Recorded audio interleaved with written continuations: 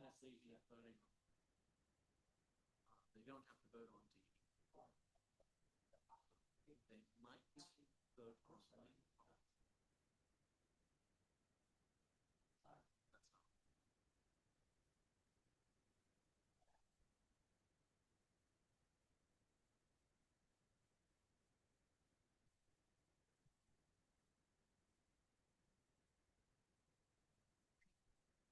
Ready to go whenever you are. So, real quick.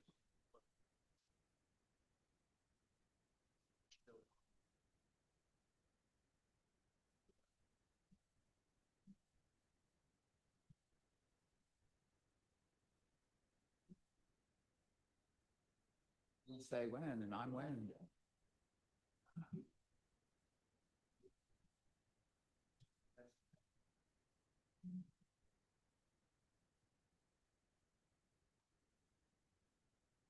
Well, thank you all for coming. I think Philip's just going to be pulling up the agenda on the screen.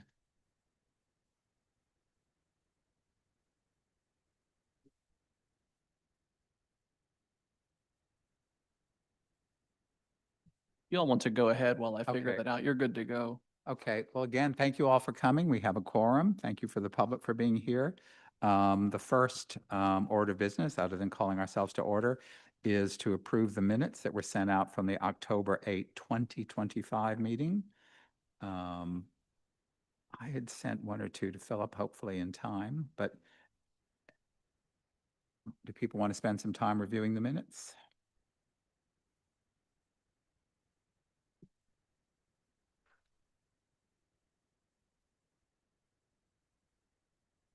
When and if people are ready, if someone wants to make a motion to approve them either as accepted or wants to amend them. Previously being approved as distributed. Is there a second? Second. And, Second. okay, any discussion? All in favor, please say aye or raise their hand or both. Any nays? Or any abstentions? Okay, thank you all. So the next order of business is the resolution on protect and respect the bodies, sometimes known as the Cumming Street site. So as you remember, it's like, it's from the last meeting, we did present not to vote on, but a draft resolution, which again was sent to all the members. And then another draft resolution was sent. And so then I think in our packets, we have two drafts of the resolution that we can discuss and then maybe actually go forward and choose one or the other. But so I want to make sure we have, so there's one, the draft Cumming Street resolution, which is stapled in our packets. And is the other one also the one labeled the David McCormick draft? That's correct. It's not stapled into the Okay. packet. It should be a single sheet of paper on your desk. And I'm going to steal it from somebody else. If you don't have it, I've got one, Okay. or I should have one. I think I did have one, but I probably left it somewhere, Philip. Here you go.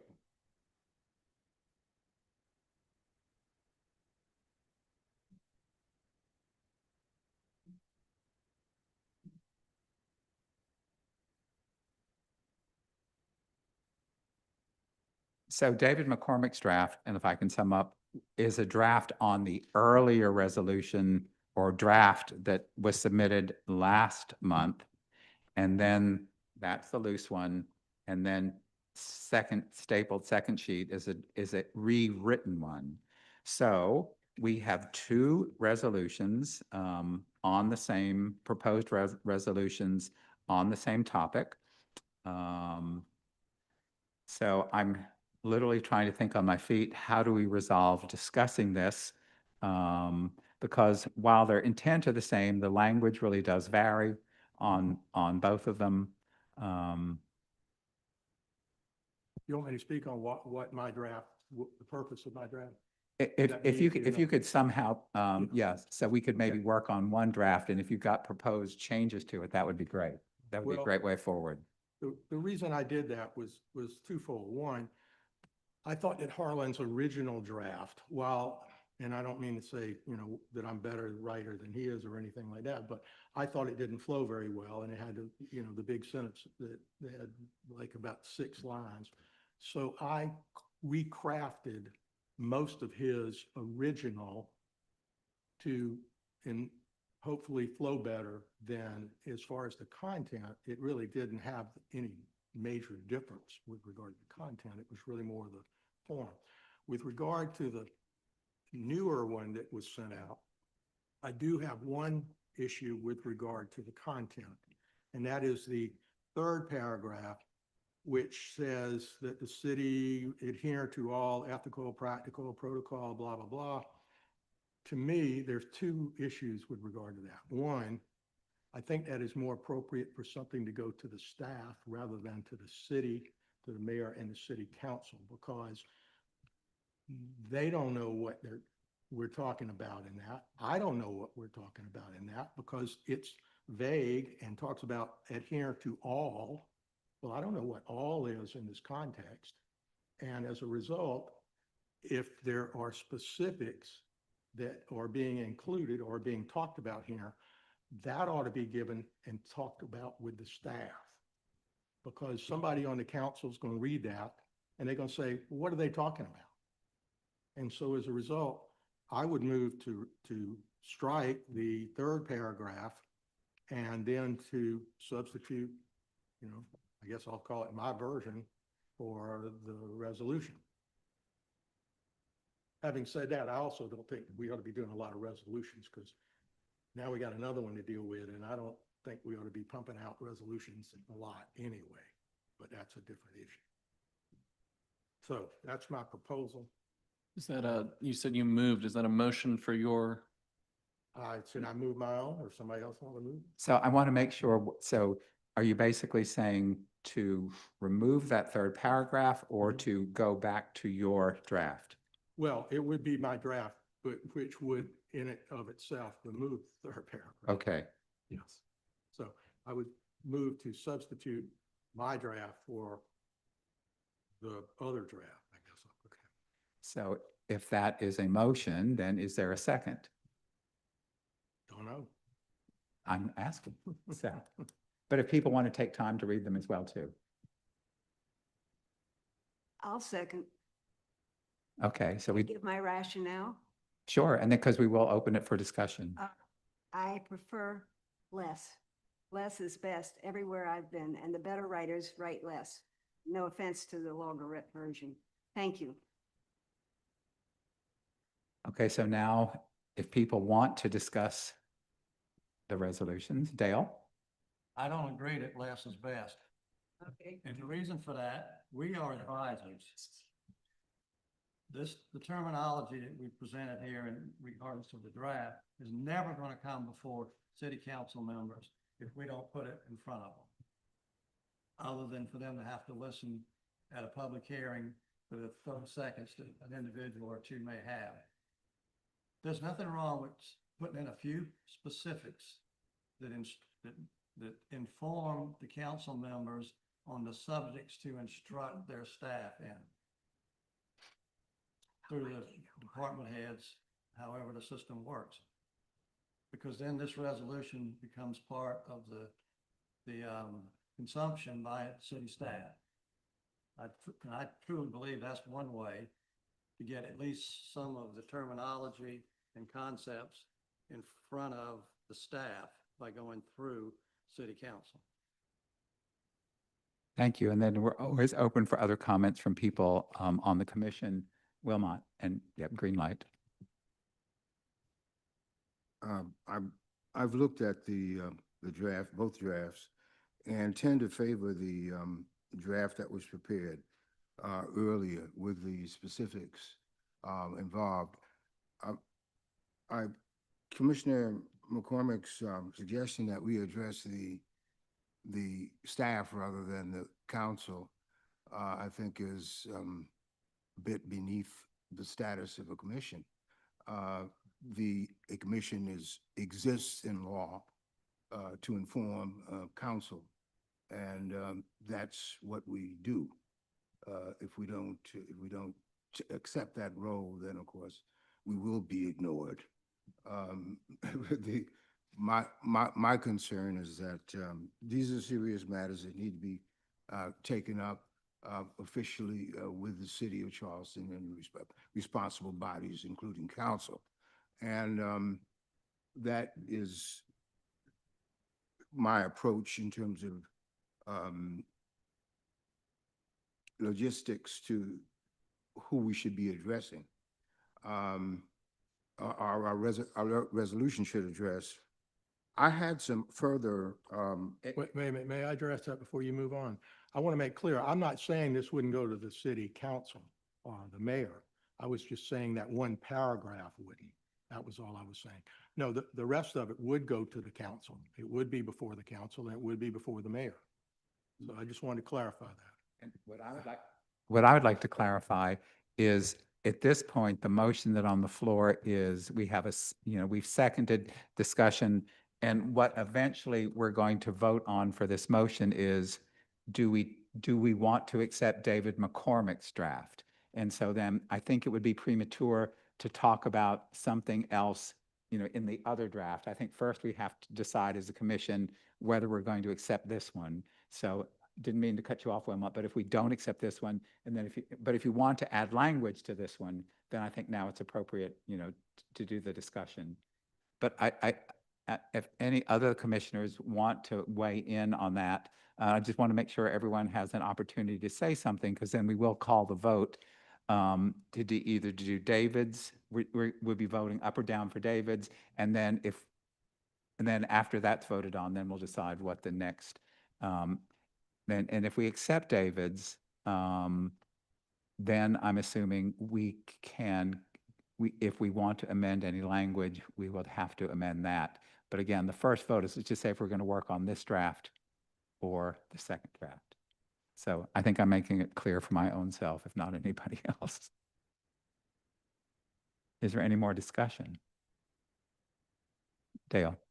At one point, the commissioners suggested that we remove that one paragraph and replace it with his full draft.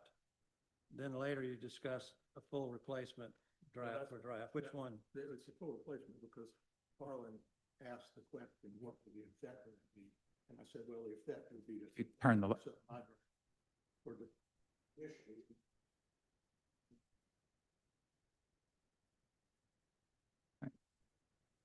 So Brittany. I'd like to see a mixture of both, so I don't know how we would go about that.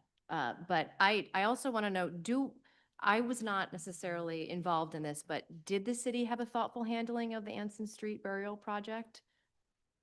I mean, We did, there were people present at one of the public meetings, and I think we did ask, there was a representative from the Anson Street Burial Project, and I think it was affirmed. okay.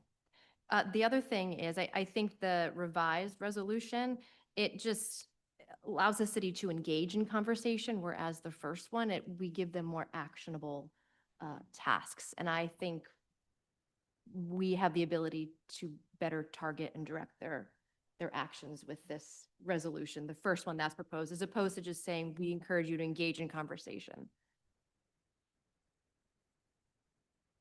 Or participate in such conversations, discussions. Whereas the first one, we kind of say how. And repeat again, you'd like to see us, which do you find stronger? So why don't we call it the McCormick one or the green one, just for the, or the stapled one or the unstapled one? So I just want to make sure that we know which resolution. I'm leaning more towards the green one. Okay. But again, I think we welcome discussion, but again, at this point, I think if everyone has weighed in, I think the vote that we're going to call is, we're still, do we want to accept and then work on the McCormick draft that is before us now? So is everyone ready to vote one way or another? Is it understandable to everybody? Okay, so we have two resolutions before us. One we're calling, it's actually labeled McCormick's draft. Right, and then we have another draft that's stapled as part of our package. The motion in front of us now, Peg, is, are we going to work on the McCormick draft and use this as the basis for whatever resolution we hammer out, or are we going to work on this one, the other one? So, goodness. So are we ready to vote? Any more discussion? Question. Okay, so those of you who would like to follow the David McCormick draft, please say aye, raise your hand, or both. Those who do, so is that 3? Okay. Those who want to follow the other draft? Excuse me, sorry, not sorry, that's wrong. Basically, are there, so those who do not want to follow the McCormick draft, raise your hand. We have 4. Are there any abstentions? Harlan, would you mind if I roll call that? Okay, sure. So it was Peg Eastman, David McCormick, and, So say aye or nay.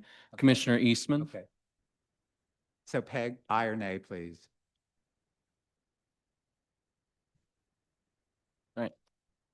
Commissioner Frazier, Vote. I voted no. Nay. Yeah. Nay. Commissioner Mack is not here. Commissioner McCormick, Commissioner Rosenblum,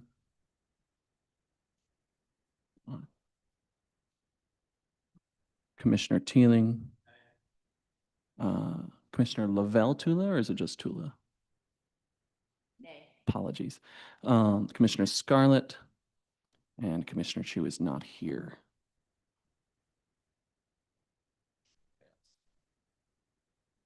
Okay, so now we have a template to work on, the one that is stapled in there. And so then what I would suggest that people do now, that we discuss what we would like to see in it. And I know this can take long, and Philip is often very good about helping us in a Word document, but I'll try to follow along too. And then once we have an amended resolution hammered out, then we can vote if we want to adopt it or not. So I know both Wilmot and Brittany both said they had some ideas as how they would want to change it. So whoever wants to go first, and I'm not ruling, certainly not ruling out anyone else, but I know Brittany and Wilmot have already stated that they would like to change something in it. Mine was very simple. It was just, I am not familiar with how resolutions are drafted, but I propose that we take out as much emotion as possible. So the humbly and respectfully, again, this is just a small detail. If we can just be as straightforward as possible with our resolution. Again, very small change, but. Okay, in which paragraph? So the first paragraph, the last sentence. Okay, so we're basically saying, we members of the City of Charleston's Commission on History propose the following. That would be my suggestion. Okay, we've got that.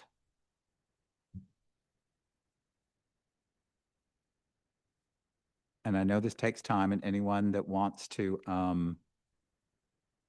submit a change, just push your green light on and sally forth.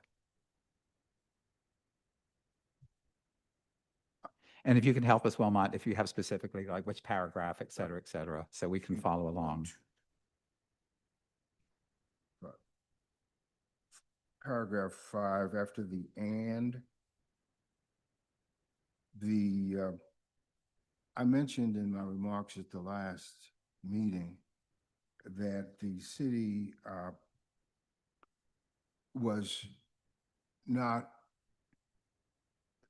you mentioned that the city had not been directly paying attention to this matter, this kind of matter, the protecting old graveyards and the people who were buried in them. And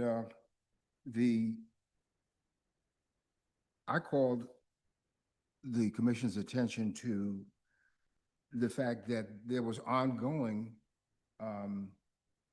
destruction of graveyard at MUSD. MUSD.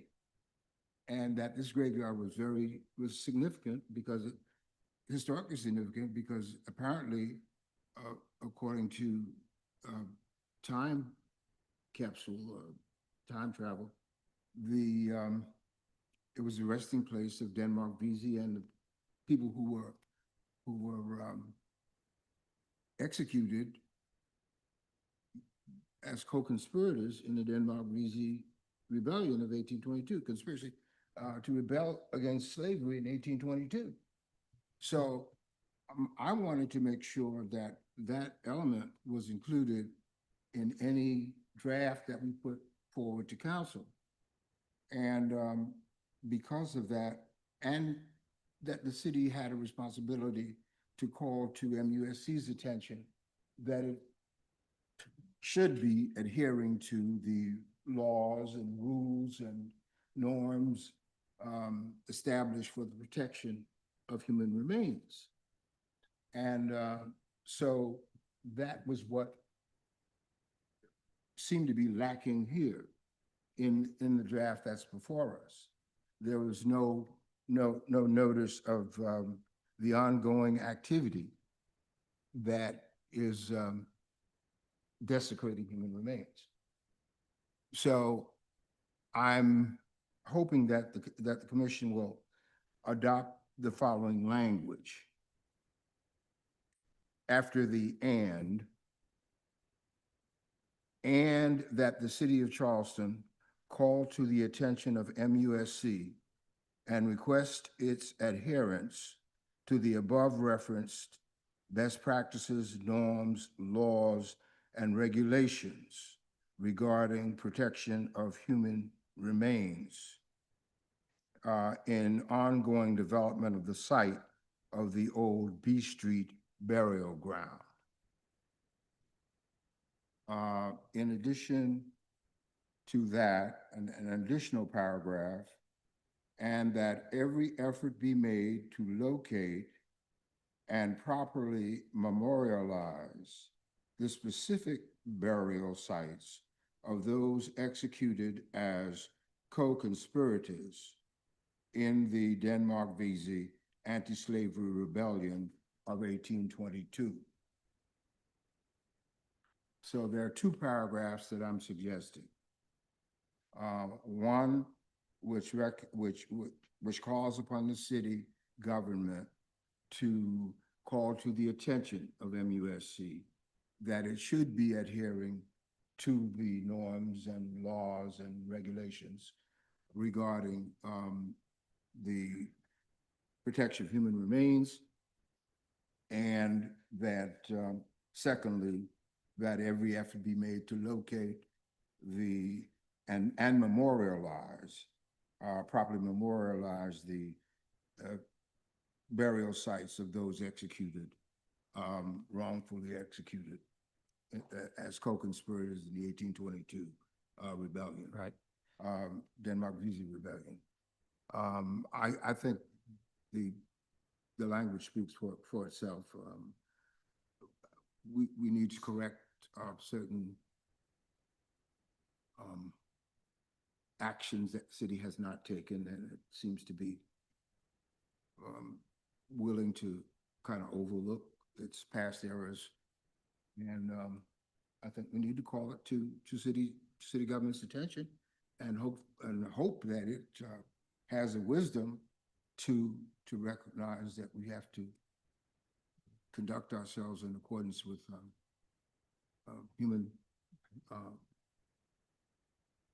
humane perspective. Right. So as I remember at the last meeting, Wilmot, we did talk about that there was a larger issue of, and I was looking to see if it was reflected in the minutes, but I know commissioners, we ourselves said there is the larger issue of other cemeteries as well too. I do remember bringing it up. But I thought it was, again, we did not resolve, but I thought it was the general consensus of this committee that the resolution going forward would, if we did one, and based on this draft one too, that it would be specifically for the 106 Cumming Street site. And while I personally agree with you on the larger issue. This is my personal opinion, because we do not know for sure if the VZ conspirators are there. It's assumed that they are there, that I think any kind of language enjoining the city to do that and tying it specifically to the B Street site, like I said, we cannot be sure that they are there. So that's even another thing that's beyond the 106 Cumming Street site. I know that there is that, the scholar who's coming out with a new book on VZ, that it's his assumption that that was the public burial ground in 1822, and that's where they are. But I think we as history commissioners cannot move forward on speculation. It's speculated that they're there. So I would, in this point of discussion, I would say I would not feel comfortable putting that language in there because we do not know that they're there. And to me, that's a different resolution. And then again, there is the historical argument, was it a conspiracy or not? And we don't want to weigh into that. Was it a white conspiracy or a black conspiracy? So I think, so that just in this discussion phase, I would caution against putting that in there. And I would also caution, again, up for discussion, and I think the way that we might proceed is if there are more suggestions, that once we do a resolution, we take each change one at a time, the way we've done things as well, too. So based on that, I don't know, and again, I'll give the opportunity for other people to talk, so that when we do go forward, I would ask you to maybe just consider taking off the Denmark VZ thing, just because I personally think it would weaken your proposal because we don't know that they're there. Does that make sense? It makes sense, except that my proposal does not indicate that they are there. It says that the city should, that the people, that MUSC should make every effort to locate, since there is not just speculation, but there must be some evidence that can be examined regarding where these people were buried. We know the time period in which they were executed. We know what was used, where the common burial grounds were at that time. I don't know if there are records in the annals of the state or any other agency. I haven't personally done an investigation, Right. but other historians have. And Nick apparently had some grounds for making that claim in his Nick Butler. Right. Yeah, had some grounds for making that statement in his presentations. Okay, well. So several noted historians have indicated that this is probably the burial site of those persons who were executed, and I think are wrongfully executed. Know they were wrongfully executed, and by the state and by the city of Charleston, and I think the city, which is an ongoing entity, has a responsibility to try to find out, to correct its wrongs. Okay. And to try to find out where these people were they actually buried there? And if they were buried there, they should be investigating it and following through with the proper behavior toward these wrongfully executed people. So that's the reason that I think it should be included. And again, I'm not saying that, I'm not making a statement saying that this is where they were actually buried, because I don't know, frankly. But I do know that reputable historians who have examined the question have concluded that this is possibly their burial ground. Right, and again, it was, so do other commissioners have any other thoughts about how they would like to amend this draft? Because then I think what we can do is, like I said, vote, each item. Dale? Thank you, Mr. Chairman. I do want to make comments along the lines of that subject. And I have two suggestions here, one of which touches on that. The third paragraph, that the city of Charleston adhere to all ethical and practical guidelines. Well, Mr. McCormick has noted all is a big word. I would just say appropriate instead of all. Okay, And that means, you know, if it doesn't relate, then we don't have to pay any attention to it in a coarse way to say it. But my second comment comes back, which is something that since our last meeting has been on my mind about this whole business, and that is the B Street burial grounds at the medical university. And it's going on already. It's not something they're talking about doing later on. And which is the Arsenal property, in references to past history.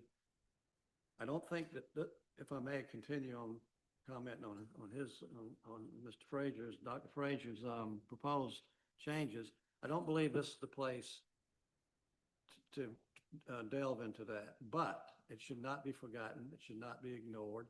It should not be set aside. It's worthy of its own resolution, and I, sir, feel that resolutions is probably one of our best ways to get the attention of city council members, unless on occasion they say, well, let's all meet together and y'all tell us what's on your mind. Otherwise, the only way to do it is to do some formality with a resolution like we're doing. So I would think in terms of another resolution after this one, but the references to any specific other cemeteries, and known or unknown, somewhere I've written that already, I don't remember where, that we should not set that aside. So in paragraph 1, 2, 3, 4, before the end, that the city of Charleston, as it has done in the past and should continue to do, be a role model for other cities and entities facing similar situations. Now, that's where I would put it, but that's probably not the best way to make a reference to the fact that there are other known and unknown ill-treated cemeteries. so what a way to do that, Dale, wordsmithing on the fly, that the city of Charleston become a role model, regarding this issue and other cemeteries, and, something along those Yeah. lines, and other cemeteries, in danger of development, putting that dependent clause in there, something like that. Currently or in the future, Right, right. yes. So if we can craft that, that would again be another thing that we could vote on. So that the city of Charleston I'm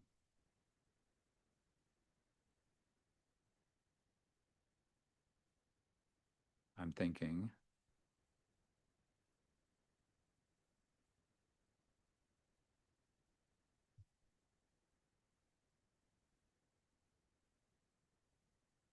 If anyone can craft quicker than I can, please do.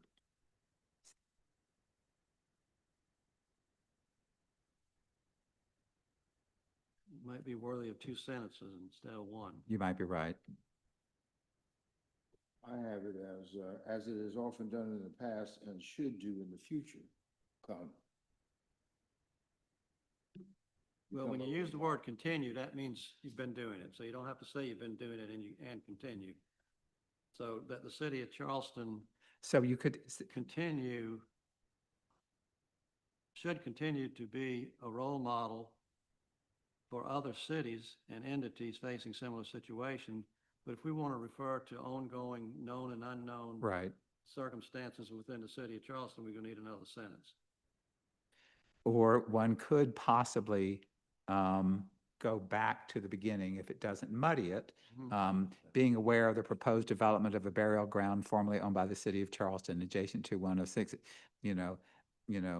and anticipating other, and putting a phrase in there too, and other cemeteries in danger as well. I think the similar situations language covers all that.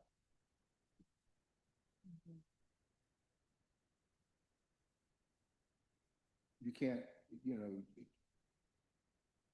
just the other day, I understand the Post and Courier building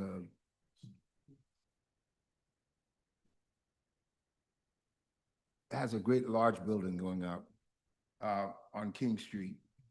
They found remains there from an old cemetery. And were able to associate it with Asbury Methodist Church.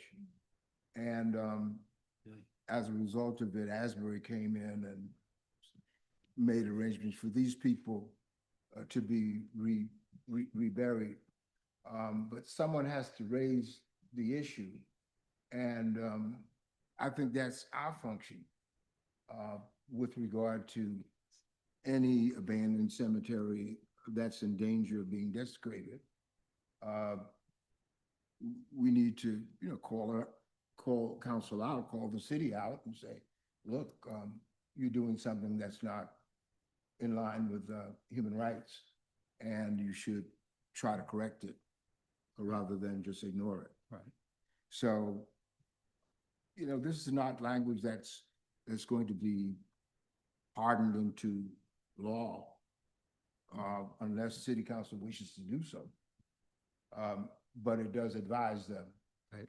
that there are protocols in this regard Right. that they should be observing, Right. and that they should be calling on other institutions to do the same, particularly institutions within their jurisdiction, as is the case Right. with MUSC. So I'm still trying to craft specifically what you're saying, that maybe I think going back to your point, Dale, that it probably should be in the 1, 2, 3, 4th paragraph, either at the city of Charleston in this case, and in other instances of possible, disturbing of cemeteries, become a role model for other cities and entities facing similar situations, something along those lines.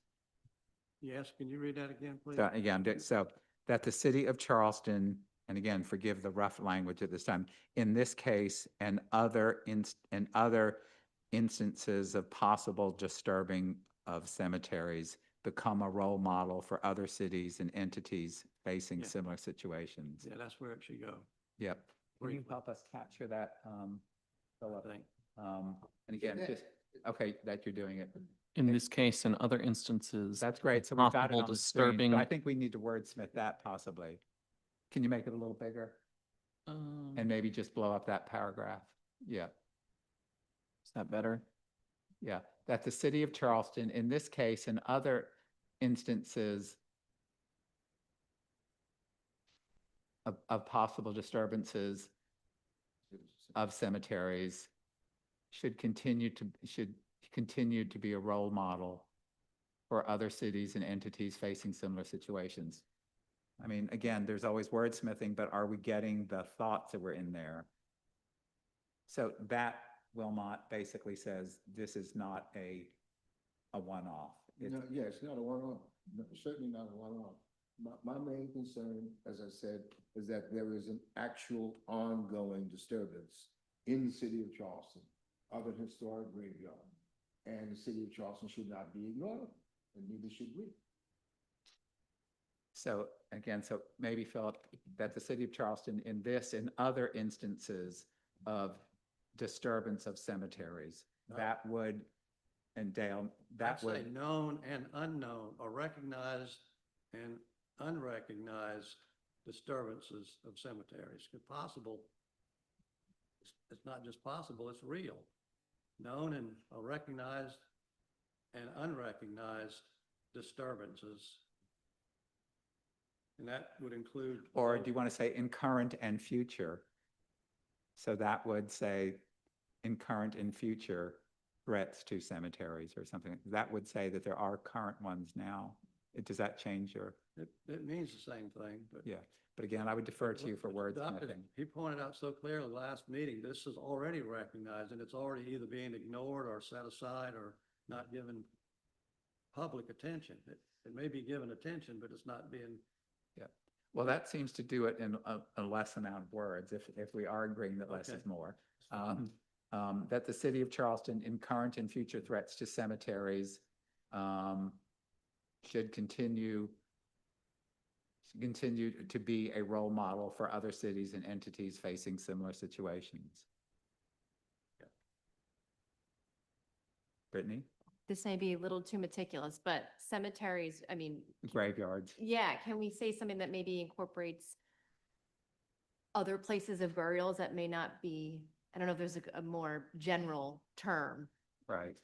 Burial places. Burial places, yeah, as opposed to saying. Burial specific- sites. Yeah, Yeah. as opposed to just saying cemeteries. Right, because I'm sure many of us know that cemeteries are not associated with a church and a graveyard is. So it's a semantic thing. So burial sites would, Yeah.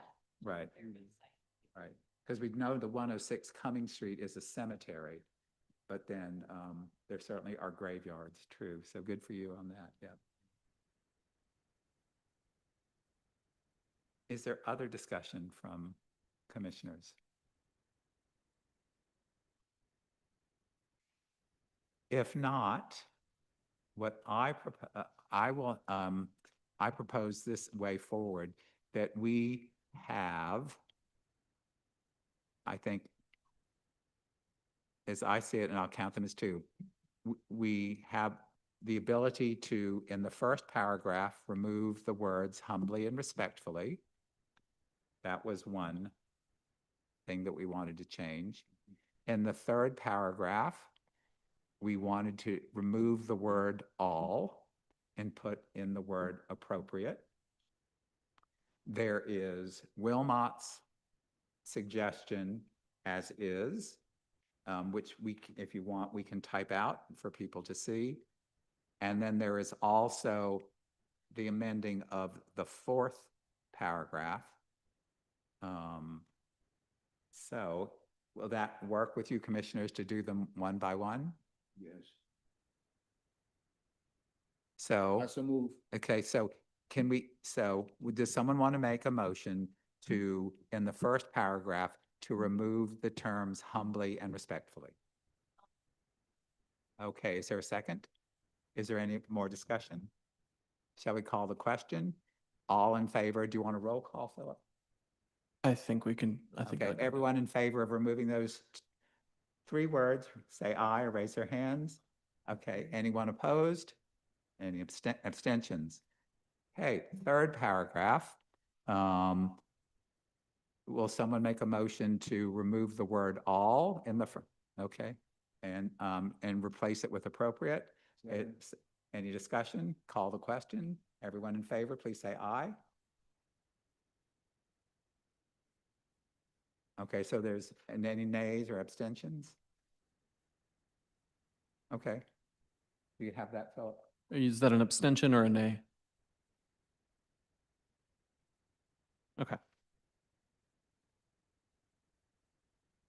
And so I think Wilmot in this and the next and the one, two, and the fourth paragraph, this in the few words is trying to sum up just saying it current.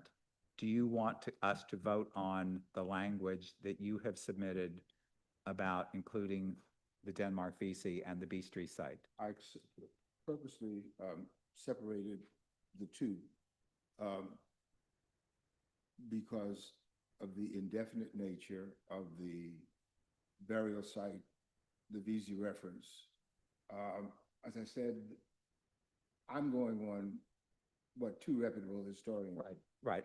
I'm just asking, do you want to go ahead with that? have written, and that's the basis for my motion. Right. On the second paragraph, the first paragraph, there were two paragraphs. Right. One was that the city of Charleston called to the attention Of MUSC. of MUSC and requested its adherence to best practices, norms, laws, and regulations regarding the protection of human remains in its development of the site at the old B Street burial ground. And then the second paragraph about BC. I would like to go one by one. Okay. And so where would you like the paragraph inserted? I know this sounds And. absurd. After and. Okay, so we would want first we will Fifth vote. Okay. Paragraph 1, 2, 3, 4, 5, and that the city of Charleston call on the call to the attention of MUSC and request its adherence to the above referenced best practices, norms, laws, and regulations regarding protection of human remains in I'm not catching all that ongoing quite. development of the site of the Okay. old B Street burial ground. Okay, and so do you want to make a motion on that? And so you have not. I so move. Okay, is there a second?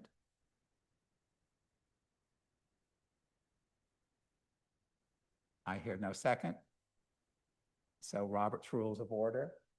So without a second, it wouldn't go to the floor. So it could- Okay, so do you want to do your second paragraph? Second paragraph, If you want to make a motion? I would move, Mr. Chairman, that every effort be made to locate and properly memorialize the specific sites of those specific burial sites of those executed as co-conspirators in the Denmark v. Anti-Slavery Rebellion of 1822. We have a motion. Do we have a second? We do not have a second, so it does not move forward. But I would suggest, but I'll just say briefly, I think that is in the interest of this committee that we can come back with another resolution. So the other point that we have is, I think, up on the screen, that the city of Charleston, in current and future threats to burial sites, should continue to be a role model for other cities and entities facing similar situations. So do we have a motion to accept that language as amended? Dr. Ferguson's, he raised the concept, but I made the suggestion for change, so I would move in that, but I'd love to share it with you. As I said, I don't believe, frankly, in all honesty, do not believe that the city of Charleston is paying attention to cemeteries and that they are allowing these desecrations to occur, have done so for a long period of time up to now.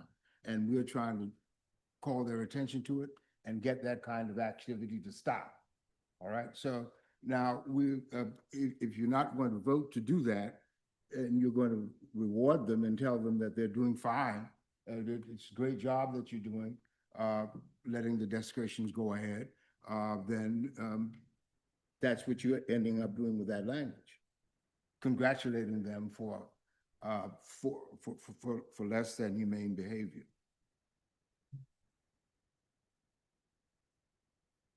So we do have a motion. Do we have a second for the motion as it is, or and then we can always discuss it, and if there is a second, we can discuss it and change it, but is there a second, sorry, for the language that's there now?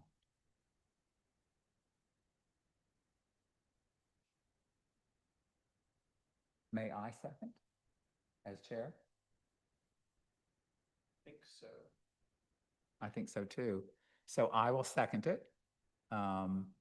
Any discussion? Again, now we can discuss if we want to change the language and add more to it. I made the motion, so I would be agreeable to improve the wording to be more robust in the sense that it's not. Right. So why don't we vote this down?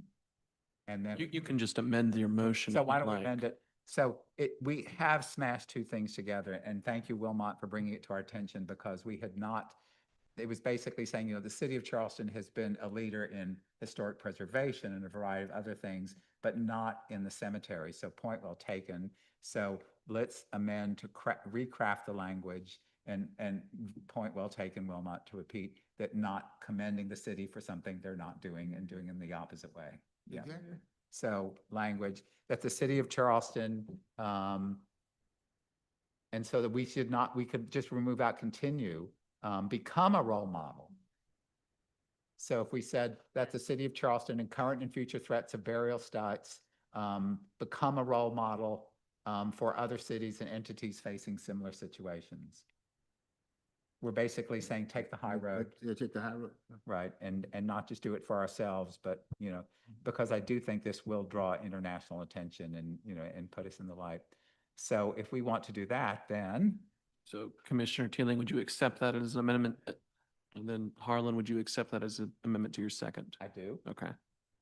And thank you, Philip, for getting us through the maze. So now I think we can call the question. So everyone in favor as the amended motion is, please say aye or raise their hand if they're in favor of it. So should become. Right, should become a role model. Yeah. So do you need a 1, 2, 3, 4, 5, 6, 7? So no abstentions and no nays. Oh, thank you all. So we have gotten through this.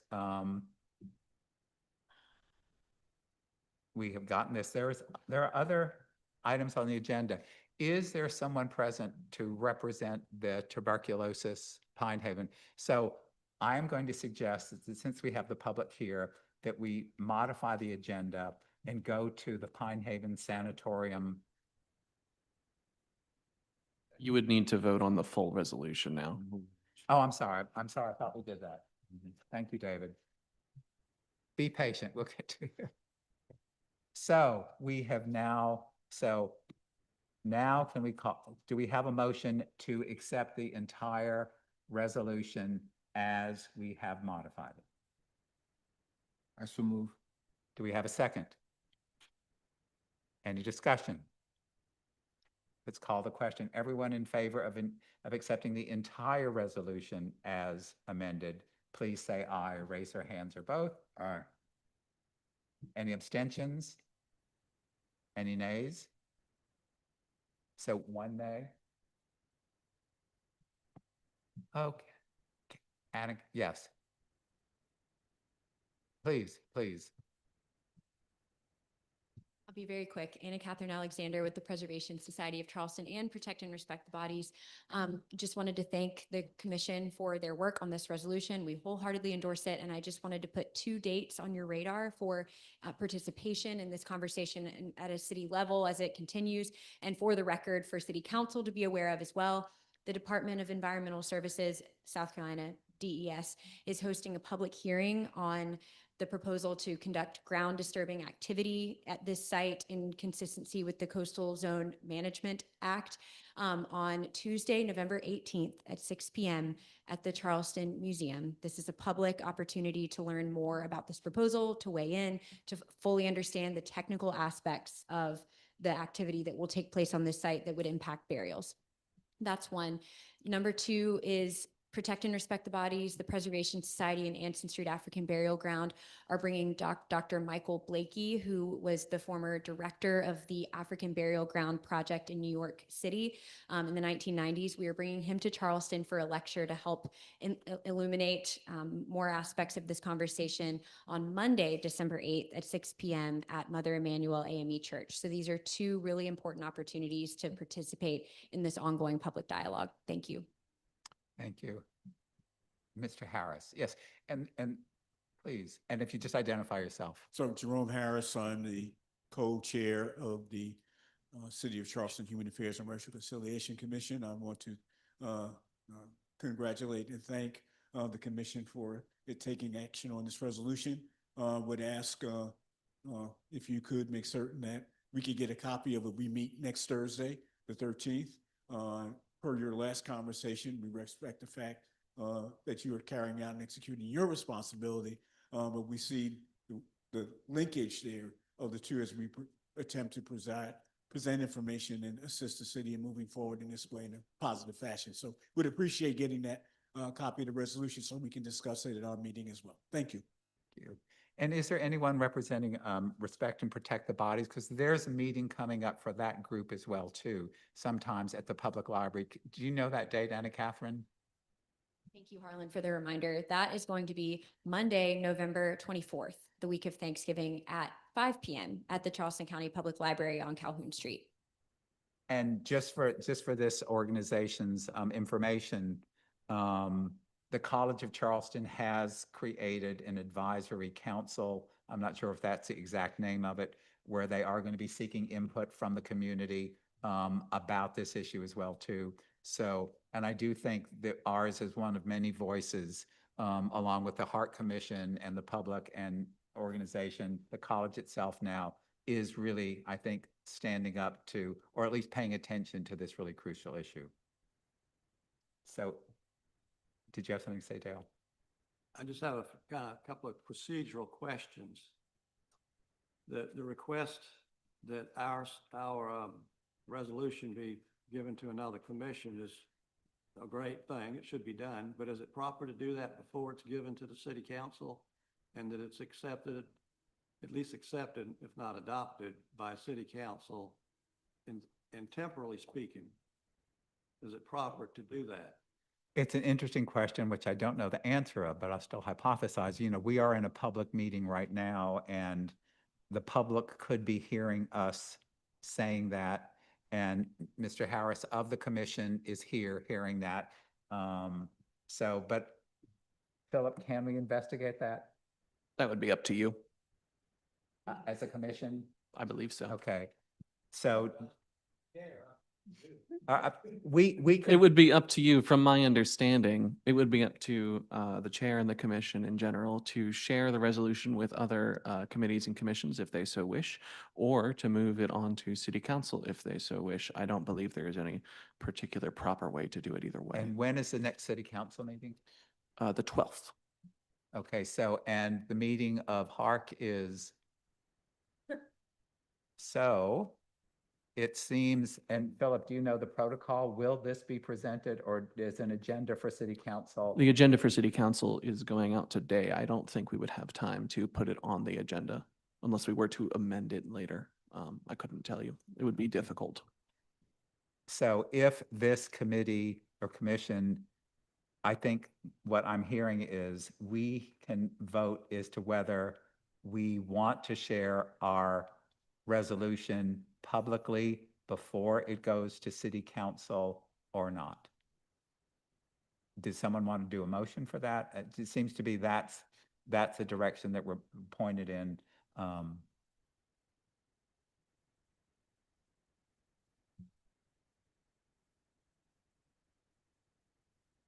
Because they'll. So do you want to make that as, okay, so we have a motion and we have a second to not share it publicly until it's presented to city council. If I may discussion? Mr. interrupt Chairman, real you're quick. already sharing it publicly. You're in a public meeting. I don't think we would need to vote on it to not do something. And Okay. Commissioner Fraser is correct that technically it is shared publicly. You've adopted it I mean, officially. that So it was- is adopted officially. That was my thought initially, but just wanted to follow procedures. So are we discussing a moot point? I would say so. I Okay. think so. Well, yes, we all have nothing else to do and we just want to, do this. So, Dale, One other thing, the information about future meetings, could you make certain that our staff receives that and it can be distributed? The dates, the times, the titles. the people on the commission? Especially for your speaker. And I think you mentioned 3. Thank you. And I will say that in our previous, I'm sure all of this information is on the website for Preserve and Protect, excuse me, I always get it wrong, the bodies. And I think that website URL went out to all of us before. And so then that is, even just Googling that, I think you will get to the website. And I feel certain that all the meetings are probably listed on that website. But yes, we can ask Philip to send out those dates too. I can do that. Anna Catherine, if you want to email those to me, I think you have my card. Also, Harlan, I will be leaving, so I'll be leaving you in Right. charge of a So specific. Philip has a class at the College of Charleston. So, My wonderful colleague Sheila will be taking notes for the rest of the minutes. okay, thank you. And so then moving right along, so I'm going to suggest that we amend the agenda so we can immediately go to the Pine Haven proposed plaque as well, since we have a member from the public that can answer any questions on that. Do we have a motion for that? To amend the agenda? And just to move that one up to the next? Do we have a second? Any discussion? Can we vote on that? All in favor, please say aye or raise their hands. Any abstentions or nays? Okay, thank you. So we do have a proposal that was sent by the South Carolina Department of Archives and History. And it seems straightforward but is it Ms. Thiedke? Is it, if you'd like to, if there's something you'd like to say, you're more than welcome to address us, to chat anything, but we can also, if we have questions, we can ask you, but please feel free to come up to the microphone if you want to tell us something about it. I have a question. Do you know exactly where it's going to go? Is it the street address, because I assume it's, and where it will be visible? I mean, just for information. Hey, Dave. So I met with the head of grounds at MUSC, and her suggestion was that it be on Courtney.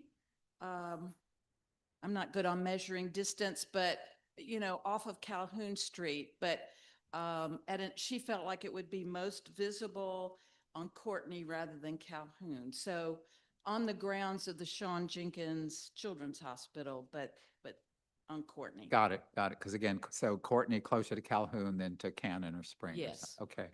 Yeah. Do the commissioners have any questions regarding the wording of the plaque?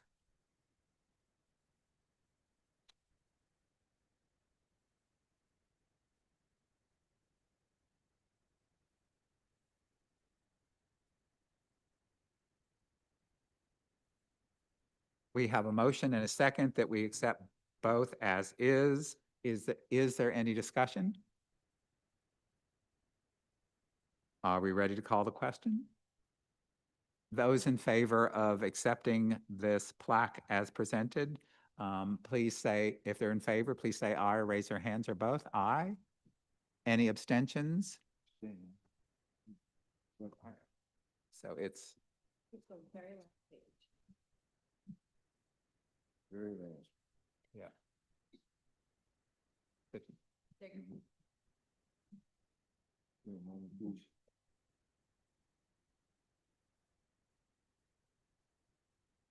The cliffhanger.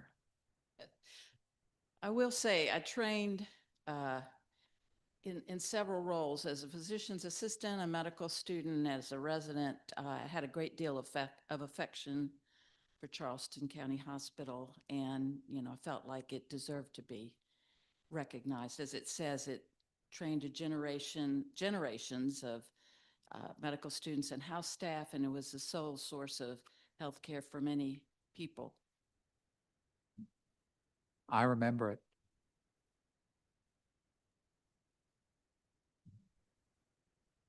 So Wilmot, have Yeah, you? I've read it. Okay. Yeah, I think I can vote for that. Okay, so we have all yays, no abstentions, no nays. Okay, thank you so much. So then what's the next step? Do you then communicate back to the folks in Columbia? And Yeah, then- so they will say, is it approved? And then we'll say, yes, it's approved exactly as it is. And then they will carry forward, with allowing, MUSC to pay for it, and then once it's done, then I think MUSC works with the city of Charleston in placing it. And I'm sure they told you that, however long it takes to make the plaque and stuff like that. But so I generally try to remember to email South Carolina Department of Archives and History. And if I don't remember, they'll email me tomorrow and stuff like that. Okay. Will you inform us of any unveiling? Are you able to tell the staff or someone of when you will be, if there is an unveiling or a special event surrounding Yes, it? that would give me great pleasure. Okay. So I will commit to doing that. Please do. Okay, Thank you. Thank you.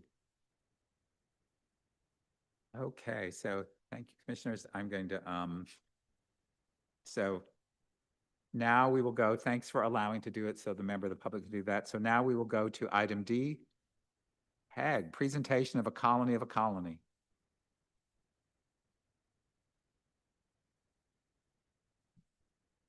Thank you, Mr. Chairman. I have given the book to Philip, and I appreciate the cities allowing this to be put into their archives. And here's what it looks like. Ken's wife bought a copy. She liked what we had to say. And while I have the floor, may I also commend Commissioner Thieling for the wonderful job he did with honoring our Medal of Honor recipients. Was it two Fridays ago at this point? The Washington Light Infantry and the Sumter Guard, was it? Did a fantastic job of honoring them. And I would like to say proudly that South Carolina has more Medal of Honor recipients per capita than any other state in the nation. And for that, we should be very proud. So And the thank you very plaque- much. And the plaque is there, and you got all those words on that plaque. So congratulations on that too. And oh, one thing, tell them about the flyby. We had a flyby almost. Well, we like to have flybys at these events, but we didn't plan for one because it was not related to any one particular service of the military. But fortunately, a very large helicopter flew over during the proceedings, came over the Ashley River, which might as well have been over Marion Square because it was so large, loud, and low. And I took the opportunity to ask the commander of the Washington Light Infantry, John Powell, who's a helicopter pilot, Marine helicopter pilot, if he would just step to the microphone and give us a briefing on what just happened. And he did. He told us all about that helicopter, not the one he flew, but a much larger helicopter. And that 3 out of the 4 military services use that model. So he didn't know which one it was because they're not marked for a good cause. So he said, but he told us about it, and it fit very well. Thank you all. Okay, thank you, Peg. Mr. Chairman. Okay, and so then is moonshine marker, as you might have seen in our very vast collection of stapled items, after the color image of a colony, there's a memorandum, and then there is 2 pages after that, there's in memory of moonshine. So my knowledge of this is that it was presented, it was emailed, and you can see the person who emailed it,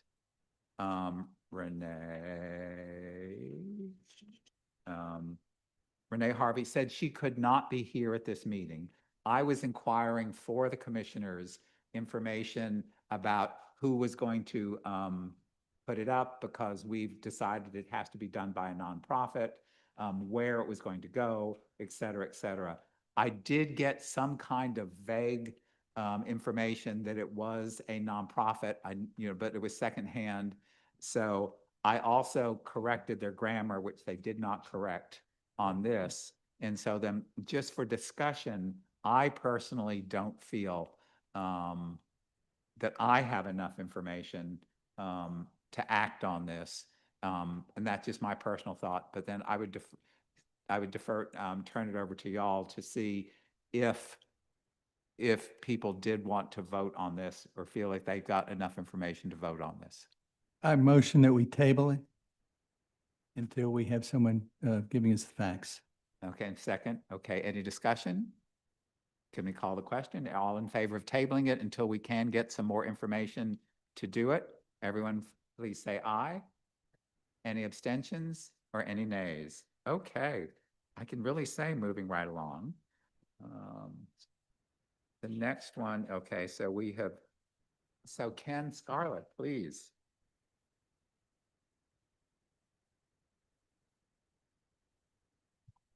Chairman, do you want me to speak to this resolution? Sure, if you just want to tell us what's here and. Sure. First of all, procedurally, I'd just like to, we actually had the assistant clerk of council say that the resolution that's before you is relevant to the commission's purpose. So I just wanted to make sure that as a point of information that this resolution is part of our mission and that the assistant clerk certify that, and that's in writing.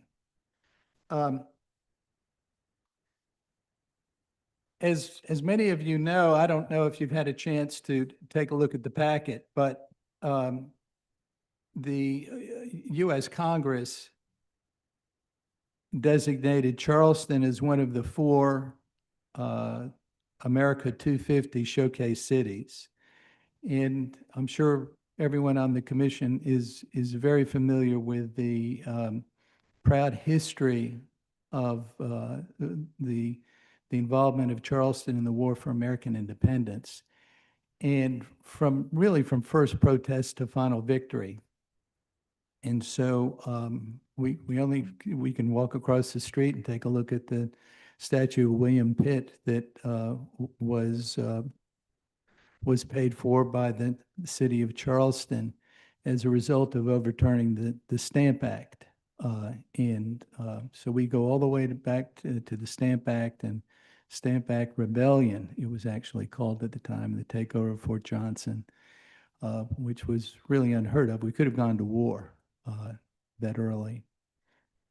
Many of you are very familiar with the first Battle of Charleston. As a matter of fact, the South Carolina 250 Commission is going to be actually launching the short film of the first Battle of Charleston culminating in Carolina Day. And the premiere will be tomorrow night at the Library Society. And then it will be shown for the next few weeks around the Charleston area. It's a short 15-minute film. This was the first amphibious invasion by the British Empire, and they struck specifically against Charleston. And they wanted Charleston. It was the apple in King George's eye. So we go all the way back to that. And this month, by the way, is, I should say, the end of this month, end of last month, October. We received word here in Charleston that from King George III he issued a proclamation of rebellion. He did it in August. It didn't get here until October. And that, most historians, and myself included, believe that that was the trigger that really launched the American Revolution. And we can look around South Carolina where the snow campaign is going to be coming, the anniversary of the 250th anniversary of the snow campaign, which took place in the backcountry at 96. And these battles that began were because people started pairing off. Who were the royalists? Many people use the word loyalist, but at that time, that word really wasn't used. It's kind of like swamp fox wasn't called the swamp fox back in the Revolutionary War. That was post-Revolutionary War that he was given that name. Well, the same is true with royalists, because remember, we were under the king at that time, and Charleston was actually nicknamed Little London. There were actually Trafalgar Square lights that were lamp lighted every night in Charleston. It was one of the big tourist spots for people in London to come and visit because it was Little London. There was the second Battle of Charleston, and many of you are familiar with that, where the barbarians were at the gate. Colonel, we had a Swiss British colonel that came to the doorstep of Charleston in May 1779, and there was a battle. There was a barrage and a battle, and there were at least 100 lives lost that are not commemorated, talking about not commemorating. It's a battlefield over by the old race course that's never been marked. One of the great heroes of the American Revolution, Michael Kovach, is buried somewhere, we believe, on Meeting Street. And that gravesite is not marked. He was in full uniform at the time with sword and everything on his horse. And by one British account, he was buried with his horse. So we have a very rich history. And of course, everyone is familiar with the British came back 1 year later. We beat them. Because of the bravery of people like Moultrie and Gadsden and John Lawrence, they decided to fight and beat back the British in 1779. And then they were back with a full armada the next year in May also. As a matter of fact, it was exactly 1 year later. Clinton was very big into dates, by the way. And so he wanted to take back Charleston a year from when they almost took it a year before. And this time Charleston fell. The British occupied Charleston for 31 months, and it was not a pretty occupation. It was not a pretty occupation. There are, we estimate approximately, believe it or not, 76 buildings and houses in Charleston that are still here that date back, that were here during the American Revolution. So we have a showcase here. The British were ejected from Charleston in December 14th, 1782, after a one-year siege by the Continental and militia forces that were only a fraction of what the British had against a fortified walled city, and they basically starved them out. And up to, as we know previously from the British evacuation, could have been at least 130 vessels withdrew, about 10 to 12,000 British troops in two phases, along with loyalists and the enslaved and that sort of thing. A monumentous event. The Parliament and King George acceded independence to the United States 2 months later, after learning of the fall of Charleston and the clearing of all British troops in the lower South. This was actually, in my opinion, and more people are coming to the conclusion that this was the beginning and the end of the American Revolution here in Charleston, South Carolina. Before I came here, I went to the Visitors Center to find out, are they geared in to showcasing Charleston and the American Revolution? They showed me one brochure from the town of James Island, which I had a little bit of help in a tour guide to a tour brochure, which I had a little bit of a hand in, very small hand. But there was nothing, zero, nothing on the screens, even though there's millions of dollars spent at the visitor center for the American Revolution. I invite you to go there. Go in cold and ask, what do you have for the American Revolution? They're dumbstruck. They say, well, would you like to see this? Would you like to see that? No, I'd like to see about the American Revolution. Well, we don't have anything about that. This resolution is not the first time that the resolution has come up. As a matter of fact, this was getting very close to going to a full city vote about a year and a half ago. And there was a variety of changes that took place at the time. There were some priorities that came up, and it never made its way to city council. But I can tell you the former mayor pro tem, who is now a judge, was very excited about this resolution and wanted to get it done about a year and a half ago. He no longer serves on city council.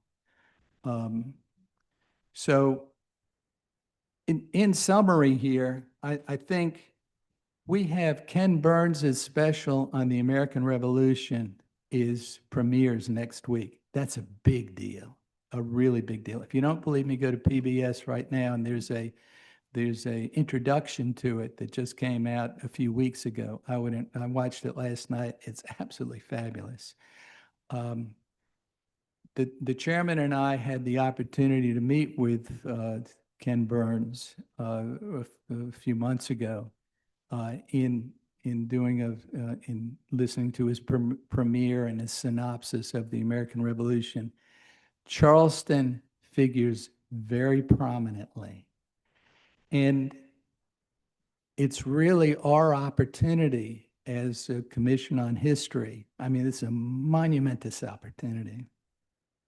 And it only comes along once every 50 years for us to pass this resolution and get this whole city united and ready for America's, to the origin of our country right here in. So I could go on with Peter Timothy, who was the printer here and reassembled his press after Carolina Day because the British were beaten back and printed the Declaration of Independence and the reading of Declaration of Independence under the Liberty Tree and out at Fort Johnson. And I get excited about this stuff. And this is an opportunity for all of Charleston to get excited, for us to dovetail on Ken Burns's American Revolution. We're showcased.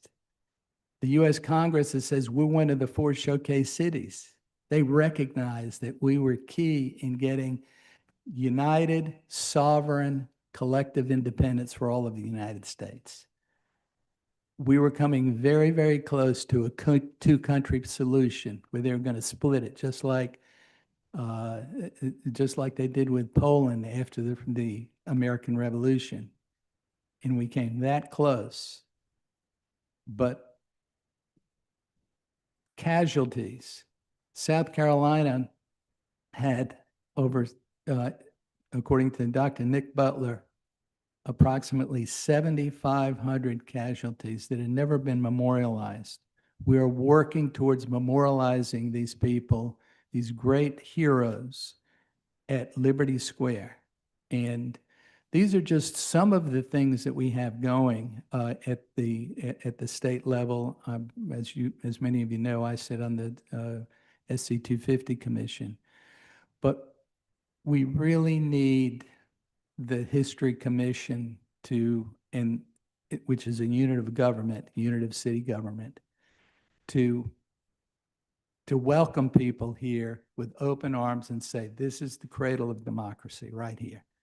Charleston, South Carolina. So I apologize for taking so long, but this is my raison d'etre. So I have a quick question for you. So you said it was almost passed. What body almost passed it? Did this actually go to city council at one point? No, sir, it was not passed. It was not brought before city council. It was brought before some council people who were very favorable and said that they were all behind it and they were going to introduce it. However, Okay. there were priorities that came ahead Right, of it. no, I was just curious to do that too. And it is a long one. And again, I'm just going to ask a couple of quick questions. And again, forgive me for going for grammar. But a couple of quick questions because it is coming from us. I mean, I see some capitalization issues. In the second paragraph in the quote, it says that witness is that just a spacing thing, the assertion of American independence? Are there words cut out, or is that just a spacing issue? Should it be ... there? Whereas Charleston, so second paragraph, second line, anniversary showcase a visit that witnessed and there's a blank there. Is that just a spacing issue? Yes, sir, I believe that's spacing. That's actually what's written into U.S. law. Okay, I just didn't want to make sure that there's not a ... there. Yes, sir. I'm not sure independence in the first paragraph should be capitalized. I just don't know. I also think in the third paragraph.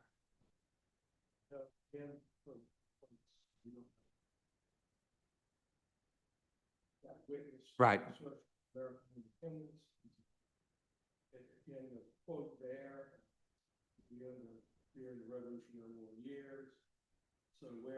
Where does that quote end? That went missing, and that's an excellent point. So there should be ... and then parens, in my opinion, and then there should be ... to the left with the first parentheses also, because what I did is I cropped out the heart of the law for brevity. So again, so where does the, so again, so if we want to solidify this, so where does where does the end quote start before the paren?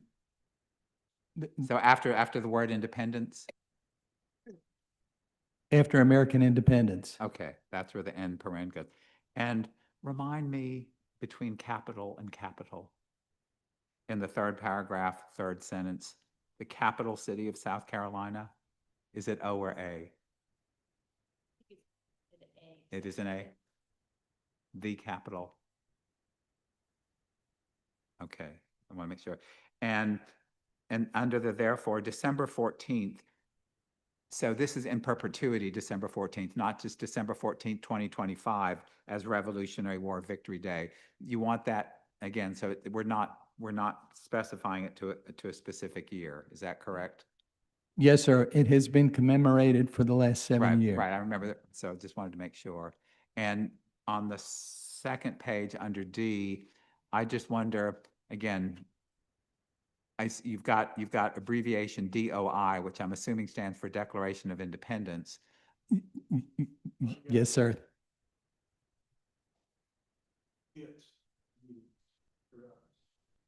Because technically you don't do the DOI unless you've already put it in paren behind something. Right, right, right. Yes, sir. Printing by Charlestown Printer Peter Timothy, and its readings throughout the city. Got it. Excellent. Yeah. And I also ask in the final paragraph from people too, people's, places, and events underlined. Somehow in the transfer, there was an underline that got included. Okay, so we don't want that. Correct. We don't want it underlined. Yes, sir. So I'm just trying to clear this up. So if there is a motion,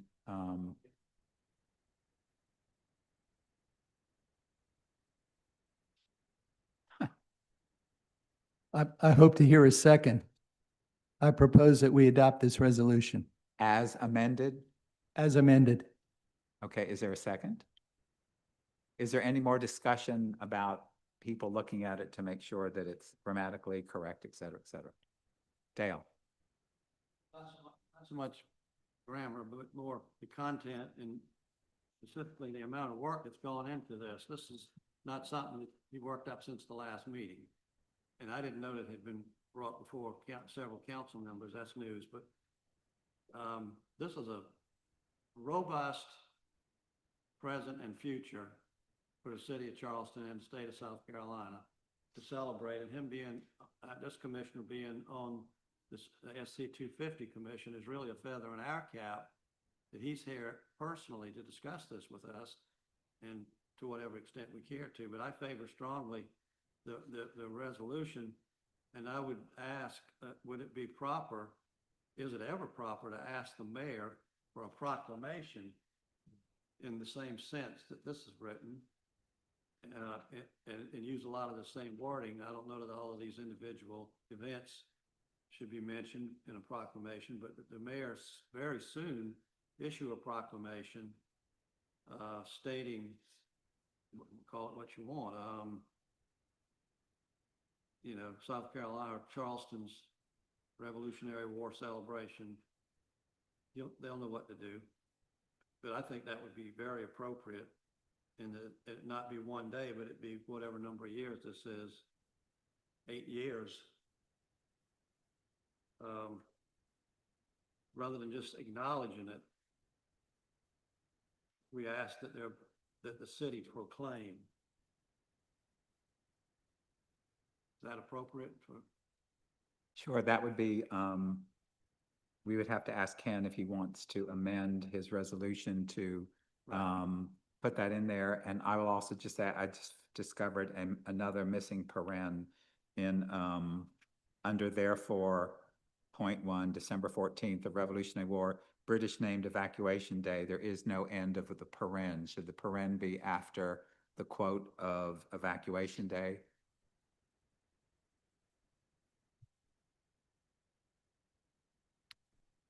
Yes, sir.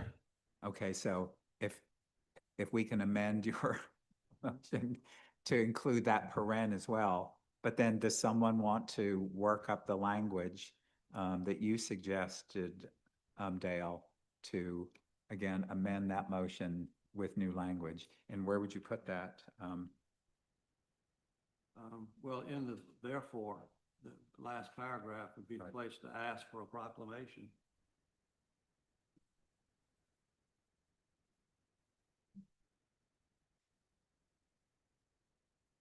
So the final paragraph, we therefore acknowledge. We'll just, and then and then make that instead of a period, make it a semicolon. Now, in other words, we therefore and further, at the very end, and further recommend something strong, not just suggest, urge the mayor. Yeah, he's the one who proclaims things. To proclaim, I don't know what the words would be, but you get the idea. Proclaim the period, oh, you might as well, 2025. You got to instead of through. Would it be through 2023, right? To the end of about the, Yes, it'd be through November 1783. of 2033. Well, yes, through, Say to through the end, yes. 2033 as being, what do you want to call it? Well, it's already got a name.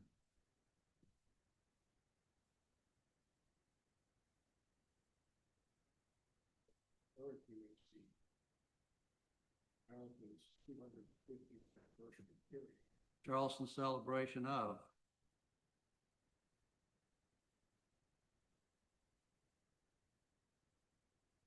Where did you just read that from? Well, here it says the year is 2000. Yeah. Acknowledge the year. Celebration of So- America's 250th anniversary. So are you trying to also, so you're basically saying, we therefore acknowledge the years 2025 through 2033 as America's 250th anniversary period. Again, you could say, we urge the city or the mayor to, whatever, to make official proclamations of this and encourage city institutions, businesses, and leaders to recognize. Is that? I was thinking make it an additional therefore. Okay. So in other words, after the end of the printed term, 250th anniversary period, semicolon, and further recommend, no, urge, thank you, urge that Charleston's mayor proclaim the period 2025 through 2033 as being Charleston's celebration of America's 250th anniversary.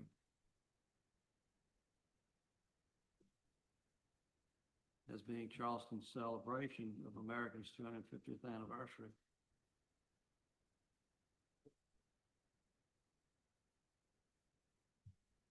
So I would ask that to be an amendment. And do you have that? So we don't have Philip's magic fingers capturing this language. I do. Oh, you got it. That's great. So as long as there is a hard copy or something that you could, I'll have to write it up before I leave. right. So would you, Leave it. so we are, I think, amending the motion to create the punctuation and the words that we've done, but could you read, I will. could you read that? So is it the final paragraph that we're now In other suggesting? words, that paragraph says, we therefore acknowledge, which is fine, and then after a semicolon at the end of that, and further urge the mayor to proclaim the period 2025 through 2033 as being Charleston's celebration of America's 250th anniversary. And that way, when he writes the proclamation, he can draw from this text of this resolution. He's got everything he needs. Got The it. staff, they do a good job. Right. So I'm, for my own clarity, you're just basically saying, and what you just said at the very end of where it says period now. Yes, Okay, putting a semicolon and then adding that. yes. Okay, And I'll write that up and leave it with this young lady. right. Or, for- so that's a long amended motion. Are you willing to amend the motion? As Yes, you- sir. Okay, are there, and is there, and so,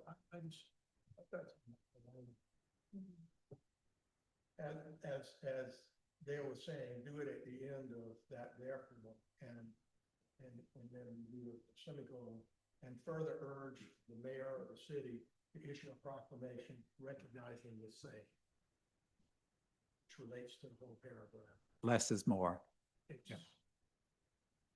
instead of repeating the words. Yeah. Yeah, Excellent recommendation, sir. okay. so it would be, we two made it. Right. You're basically saying the same thing with less words.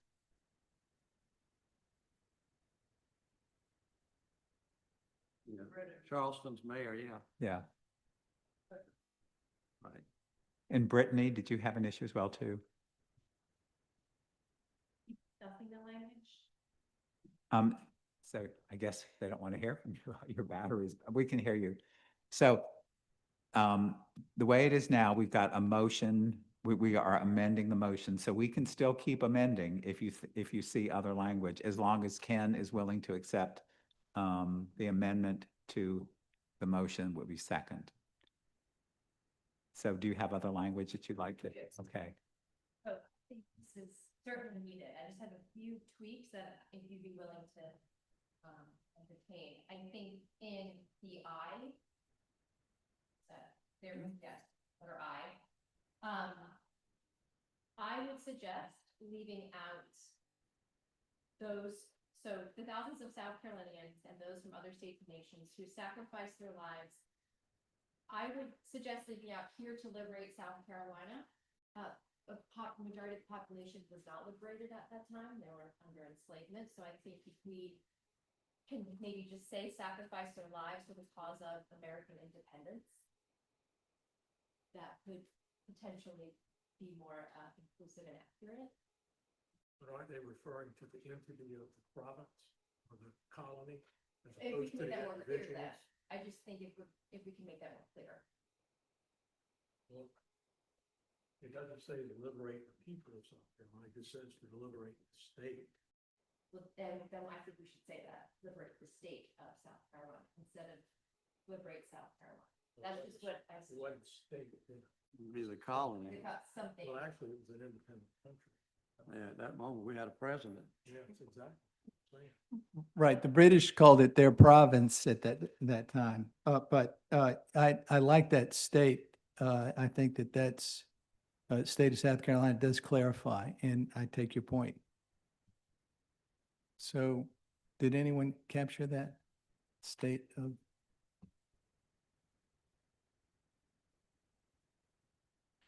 so is it just to liberate the state of South Carolina?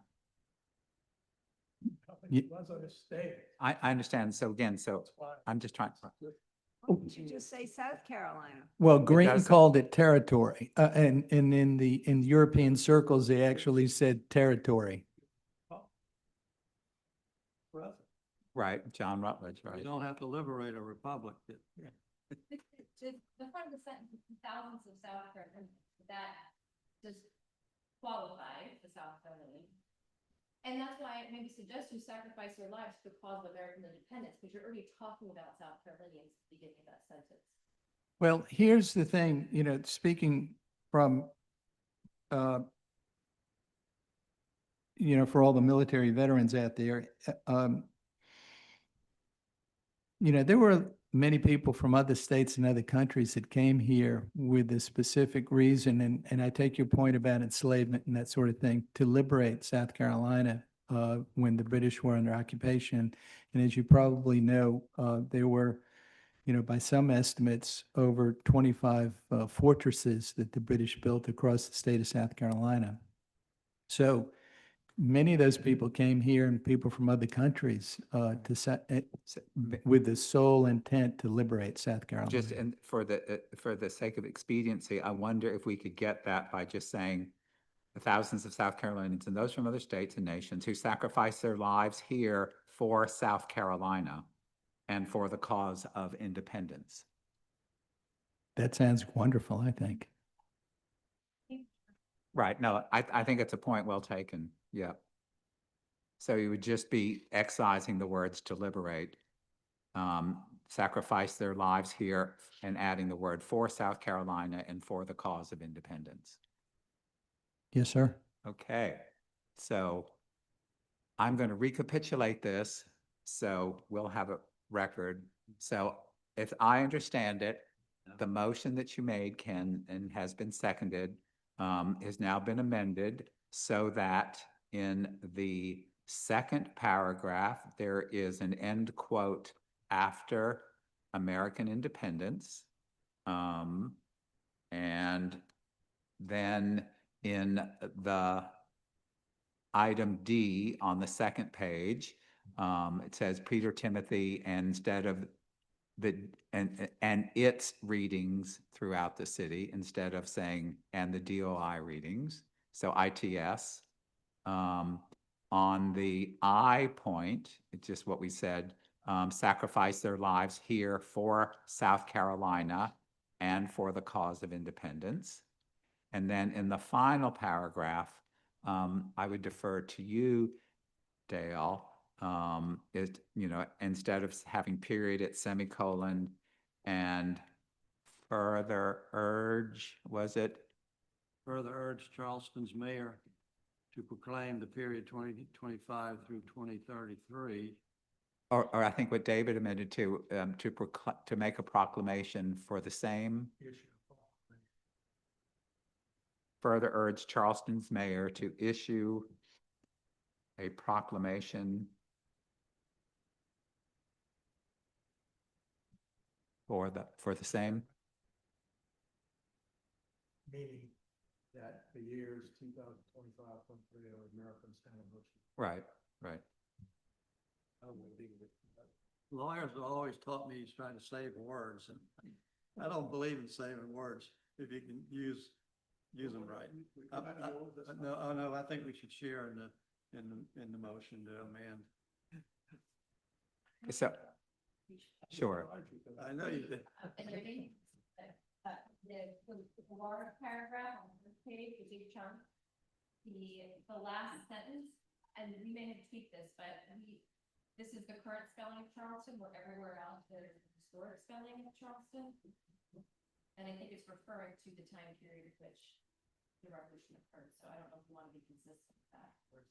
So it says the British maintained 6 prison ships in Charleston Harbor, and then the end of the sentence says in the Charleston area, but of course we refer to Charleston during the Revolutionary era, and it's Revolutionary era named Charlestown up above. So I don't know if we want to be consistent. Yes, we do want to be consistent. Charlestown. That's what to reflect the others, yes. Yes. The spell check's the killer. So we're changing Charlestown Harbor and Charlestown area.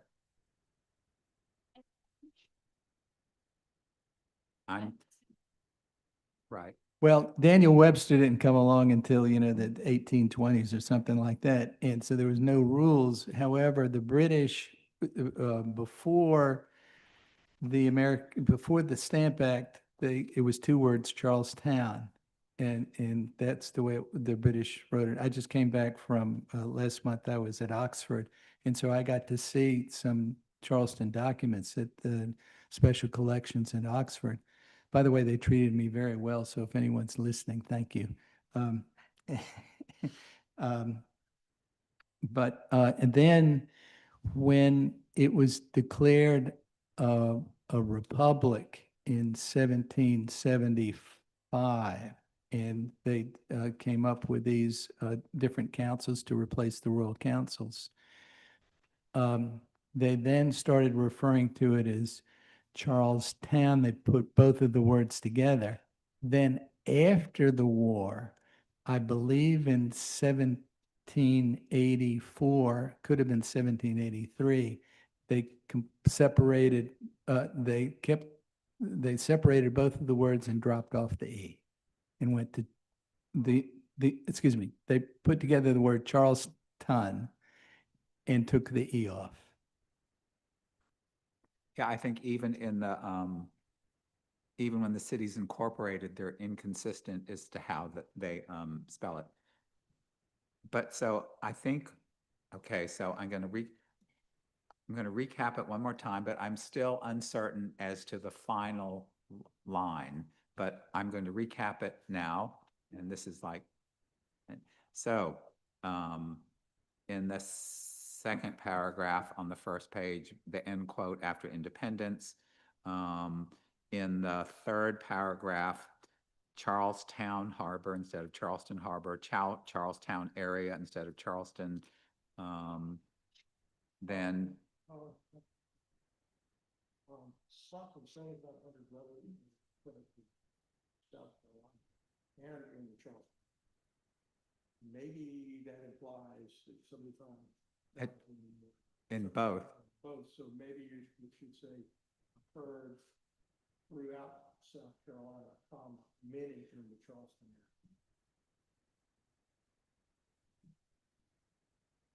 It would then read approximately 7,500 revolutionary casualties occurred throughout South Carolina, many in the Charleston area. That's, Perfect. and then continuing on, thank you, David. Again, the point D of doing its instead of DOI. Point I is sacrifice our lives here for South Carolina and for the cause of independence. And also to remove the underlined in the final paragraph of people, places, and events. And I think we still have to resolve the final sentence, at least I do. And so semicolon and further Urge urge Charleston's mayor. to issue a proclamation recognizing the same. So shall we read it out loud to see what it sounds like? No. So we therefore acknowledge the years 2025 through, sorry, that's another one as well, through 2033 as America's 250th anniversary period, and we encourage city institutions, businesses, and leaders to recognize, collaborate, commemorate, and showcase Charleston's many revolutionary people, places, and events in a positive, unifying, inclusive, and scholarly light with the intention to educate, engage, and inspire others during our nation's 250th anniversary period, and further urge Charleston's mayor to issue a proclamation recognizing the same. Just say to proclaim. Well, okay, it makes it clear you want him to issue it, okay. I mean, I think one can proclaim, but issuing a proclamation is pretty concrete. Yeah. So, will you accept that motion as amended? Yes, sir. Excellent. Okay, everyone, is there any more discussion? I don't see much in here about freedom. And as early as 1739, you've got rebellions outside of the city of Charleston where people are seeking freedom. That's the distinctive quality of the people who fought for liberation in this, all of them, whether they were so-called free or enslaved.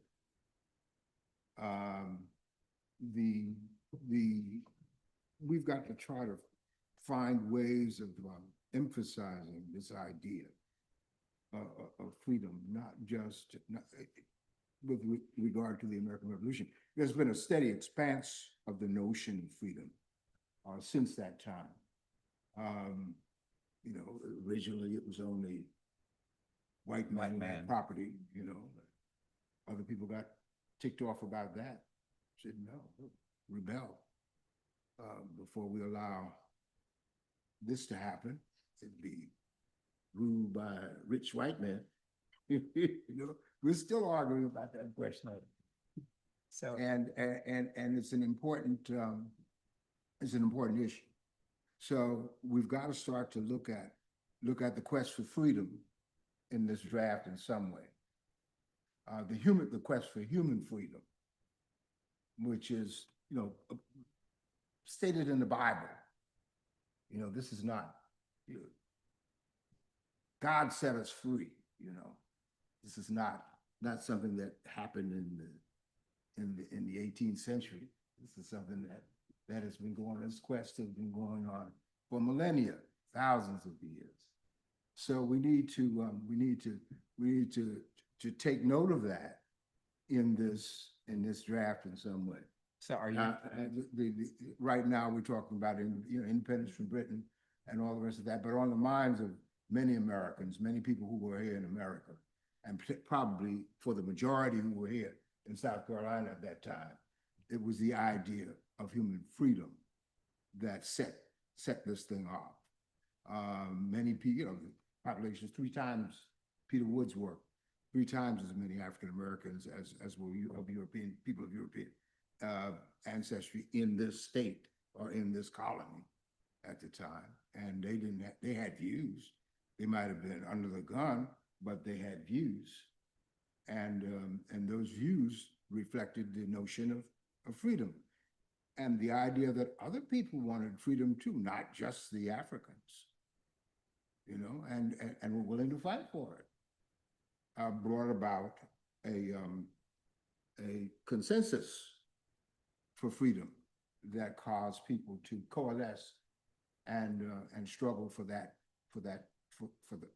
what they considered their rights as human beings and as individuals. And that provided the impetus for what America has become and became even at that time. There were always conflicting forces. You had a lot of Tories here. People believed in monarchy, believed in people not challenging their betters, that kind of thing. But the idea of human freedom was something distinctly American that has stood us in good stead since that time. And if we're going to talk about 250-year anniversary, we've got to have freedom in there. so do you have a specific language? I don't have any specific language right now. I'm just, looking at this draft, and we talked last time about Colin Washington and how he rescued George Washington's brother, not brother, but his Cousin. yeah, at the Battle of Cowpens. And, those kinds of, and the guy lived here in Charleston. Yeah. Afterwards. So there are a lot of examples of stories that are not well told.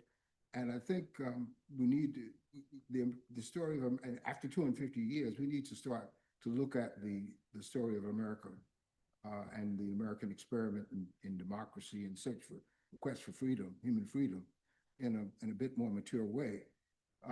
It's not just a few people who are struggling for their independence against the king. They were all brought together here in this place, and for their various reasons started to struggle for freedom. And it is that got them over. It's that allowed them to conquer the British. It's that allowed them to build the Palmetto Fort on Sullivan's Island, and so that the British cannon fire couldn't penetrate. And so we've got to see this story differently. But unless we I have don't specific language, but language has to be crafted. Has to be crafted to tell the story. Right. So, but I'm afraid this doesn't get it for me. okay, but I think that's fine. And again, forgive me. It's just, I know we're all wearying and it's getting late, and I'm just doing this for the point of expediency. So unless you have specific language to insert, I think just following Robert's Rules of Order, we're at the point that if there is no other specific language to add, to amend the amendment, then I think we need to call the vote. Like I said, unless you can give a specific language. I would say this thing needs to be further studied. And I would table it until we study it further and begin to craft new language to express the quest for freedom. So we would have to do that, to do that for Robert Rules of Order, we would actually have to have, we'd have to have Ken say that he withdraws his motion and agrees with you, I believe. Can't hear you. Calling the question brings it. Yes, but I'm not sure I called the question yet. Okay. Okay. Dale. A brief comment, if you want a word, and it's been used, the word freedom, and if we can find a way to properly insert that, this may be a solution. And I would ask Ken to look at the use of the word independence. Independence, first paragraph, America's independence from Great Britain. The second paragraph has it, but it's in quotation, so we can't change it. The next longer paragraph has the word independence 3 times. One is to achieve American independence. Another one is their goal of sovereign independence from Britain, and then recognizing America's independence. Is there a place in there where the word freedom could be used in place of the word independence and somewhat resolve Dr. Frazier's concern?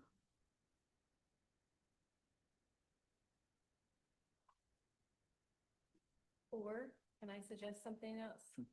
We just add a J and say the ongoing quest for human freedom. I mean, can we just add something to that list with the phrase that you just said? For many hundreds of people. So I'm sorry that my grasp of Robert Rules of Robert Rules of Order is, so I think, so can any person in a meeting call the question in Robert's Rules of Order? Or is it the chair that calls it? Question. And again, The chair can't go. Oh, definitely, yeah. You have to, you're calling on the chair to okay, so then, move forward. I don't know. I'm saying if you call the question, you're calling on the chair to move forward. okay, so then that, I think you're in agreement. So again, so if someone calls the question, that means we have to vote on it. Okay, again, I would defer to, again, I admit my ignorance on many points. To do something that's, I would withdraw that temporarily in order to clear people out. But I think at a certain point, he's already made his change. He spent a lot of time doing it. It's a very good resolution. I think we ought to ultimately vote on it. Tonight? Today? Anybody wants to make a suggestion? And like I said, so I think what we're at the point at is we either, so we have to get the language to get it correct, or we vote it up. We could vote it down and not do it. We could defer it. We could table it to spend more time on it. But we're in the middle of a motion. We're amending a motion, and I think we have to finish that as well. And so then, unless you can have specific language, Wilmot, many of us can be convinced by your argument. I appreciate what you're saying. I think this is an especially important proclamation. Something that, we need to really wrap our heads around and try to focus on the central idea of freedom, to my mind, and how we can best include that in this draft. I don't think I can do that tonight. Okay. I want to take a closer look at it and, So, and I'll propose language, you know, at another meeting. But is there a special rush to do this? I'd like to, is that question for me, sir? yeah, I think Yes. so. Is there a special? rush So to- the answer is, I guess the first, it's past the 11th hour. It's the 11th month of the 11th hour. And frankly, we're in the period of 1775 to 1783 right now. And there's never a moment of absolute certainty. So I'd like to say, I would like to comment on the whole idea of freedom. I think you're really going to like Ken Burns's Yeah, I know, Ken. He's his presentation of presenting the entire American story. And the whole idea of freedom, what we're doing is we're presenting a whole platform now for everyone to get involved and for people to have discussions at the COC, at all kinds of places around town to discuss what is freedom all about, and to have these discussions and to have these presentations. Right now, we don't even have a platform. I mean, we're like living under British rule where we can't even have assemblies, and we're not even acknowledging our origins at this point. So whereas freedom is a very important issue, and it's very complex and it should be discussed, and particularly all the human rights issues and how to get it in this draft, I think is the Yeah, question. so it doesn't need to be in the draft. What we're doing is we're presenting a platform for people like you and other people to be able to say, we're going to have a discussion on freedom and what that Right. meant during the Excuse- American excuse me, Revolution. But for the sake of this meeting and for the sake of, you know, city employees that want to go home and some of us that want to go home, the issue in front of us is much smaller. Yes, sir. It is the resolution in front of us. We have called the question. You know, we can vote it down, and if we vote it down, that means we can come back and do it next time. That's within our purview. But I think the motion is now, I think we now have to vote whether we want to do this as amended or not. And so then I think that's, and again, I think these discussions are wonderful and valid, but I do think we need to focus down, you know, following what we're here for and getting this language done.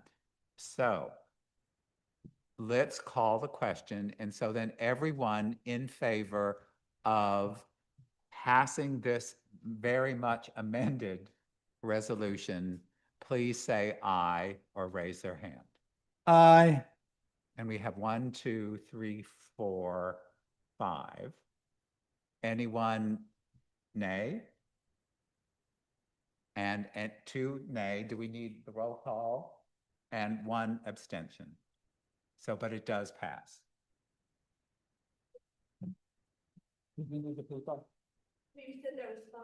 Yep, so it was Scarlett, Eastman, McCormick, Dale Teeling, and Mickey Rosenblum, all were in favor. It was Bill Valtula and Wilmot Frazier, nay, and it was Green, abstentions.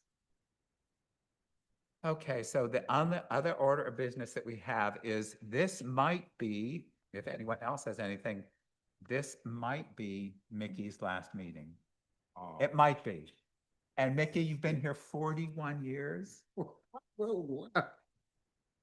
That's a long time. Right. Right.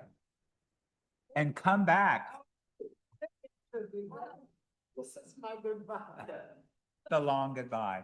Well, is there any other, I thank you all for your attention. I know sometimes it seems like we're doing silly things just because, but again, with the written language, it just creates those issues, and trying to put real issues into human language. We're always into that too. Language. You know, yeah. But thank you all for being here. And I'm assuming we will probably have a meeting next month because there's the horses, plaque to be as well. So, so I think I'll probably hopefully see us all. And if not, Nikki, right. Yeah. Well, thank you all and thank you. And I tried to get all that language. I don't know if you did. And okay, but I will. Okay, and so I can email Philip with it tomorrow. Oh, actually, so Ken,